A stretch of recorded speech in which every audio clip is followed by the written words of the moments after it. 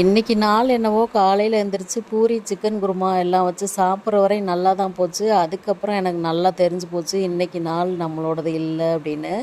காலையில் எந்திரிக்கையில் நான் நினைக்கவே இல்லை இன்றைக்கி நாள் இவ்வளோ மோசமாக போகும் அப்படின்ட்டு.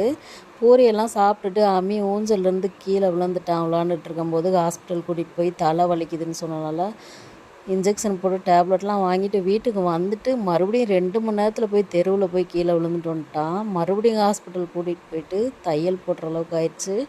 வீட்டுக்கு வரவே 8 மணி ஆயிடுச்சு. சரி தோசை காலையில் வச்ச சிக்கன் குருமா இருந்துச்சு, அதை வச்சா டேப்லெட் கொடுப்போம் சாப்பாட்டை கொடுத்துட்டு அப்படின்னு நான் ஊற்றிட்டுருக்கேன்.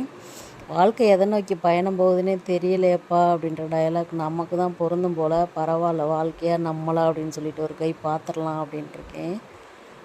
அம்மி வந்துட்டு எனக்கு பொடி தான் வேணும், சிக்கன் குருமா வேணாம் அப்படின்னு சொல்லிட்டு பயங்கரமாக அடம் பிடிச்சிட்டு இருந்தான். இந்த நாள் இனிய நாளாக அமைய எல்லாருக்குமே வாழ்த்துக்கள். மீண்டும் ஒரு வீடியோவில் பார்க்கலாம்.